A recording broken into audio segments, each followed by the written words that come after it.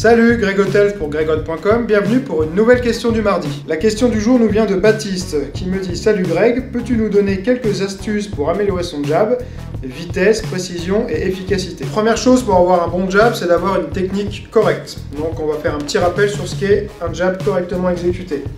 Je suis en garde, le mouvement doit partir des hanches en premier, impulsion de la hanche vers l'avant, l'épaule va suivre, ensuite ça part tout droit et ça tourne à la fin. J'ai l'épaule qui vient au contact de la mâchoire, la tête qui reste bien droit devant, tête rentrée, et l'autre main qui est en protection au niveau du visage. Attention à certaines erreurs fréquentes. Première erreur, et c'est certainement la plus fréquente, c'est le coude qui va sortir. Il faut toujours partir de la hanche et de l'épaule et le poing doit avancer directement. Si j'ai mon coude qui sort, là mon coude est sorti, mon poing n'a quasiment pas avancé et surtout il n'est pas dans la bonne direction. Je veux aller frapper par là-bas, quand j'ai le coude qui sort, c'est quasiment comme si je me préparais à faire un crochet. Dès que je balance mon bras vers l'avant, il doit avancer tout de suite. Tout de suite, d'accord? Donc pas sortir son coude, on aura en plus moins de force et moins d'impact avec le coude sorti et on va s'ouvrir davantage. Deuxième erreur, tomber sur l'avant en faisant son jab. C'est-à-dire que je suis là et je vais faire un jab et je tombe sur l'avant.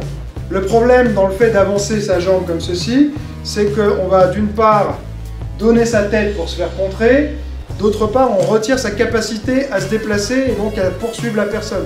Si je fais ça, je ne peux plus bien avancer derrière. Donc quand on fait un jab, il faut avoir un bon appui sur la jambe arrière, limite on augmente un petit peu l'appui sur l'arrière ici, comme ceci. Comme ça, on garde sa tête plus loin et surtout, on a de quoi pousser dans cette jambe pour venir suivre.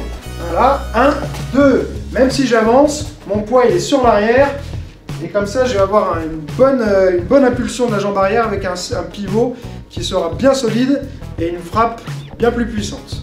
Un exercice simple à mettre en place pour corriger le défaut du coude qui sort, c'est se coller à un mur. Donc vraiment près du mur, on n'est pas loin comme ça. On a le bras qui est collé au départ. Et simplement s'entraîner à tendre le bras sans avoir le coude qui va venir taper contre le mur. Troisième erreur très fréquente, même chez les combattants expérimentés, faire un appel. Je suis en garde et au moment de frapper, je baisse et je pars. Je baisse et je pars. Souvent on fait ça parce qu'on a du mal à avoir une bonne impulsion de départ, donc on se donne une sorte d'élan, mais ça fait un appel important et un bon combattant va très vite capter cette erreur et va l'exploiter. Pour corriger cette erreur, si on est tout seul, ça passe tout simplement par des répétitions. Je garde le contact à chaque fois du gant avec le visage et je répète. Si on a un partenaire à sa disposition, que ce soit avec des pattes d'ours ou des gants, un moyen simple de s'habituer à bien ramener son poing en place, c'est de faire répéter le jab et systématiquement venir frapper pour qu'il revienne en place. Première étape, deuxième étape, je ne vais pas l'attaquer à chaque fois. Ça permettra d'essayer de piéger son partenaire et de lui faire travailler ses réflexes par la même occasion. Pour améliorer l'efficacité et l'explosivité de son jab, il y a un outil excellent qui est l'élastique.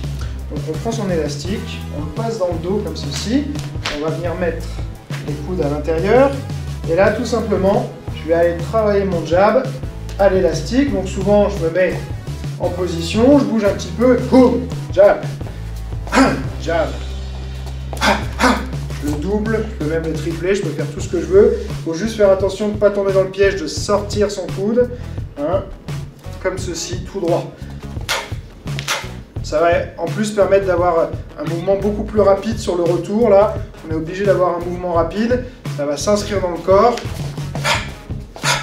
Et ensuite, quand on appuie l'élastique, on a un mouvement qui va être beaucoup plus explosif. Une autre possibilité, bien sûr, c'est le bon vieux sac de frappe. On va plutôt le privilégier pour travailler sa puissance. Donc, je me mets en position et j'essaye d'avoir un impact important sur son jab. Il y a beaucoup de gens qui croient que le jab, c'est juste pour préparer une attaque.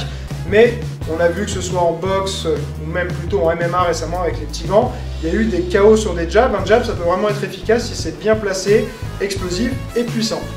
Donc je travaille. Je dois essayer de bouger le sac quand je tape, pas juste ça. Là, je travaille léger pour travailler plutôt justement amener une attaque derrière, comme ceci. Ou alors je peux le travailler donc en puissance.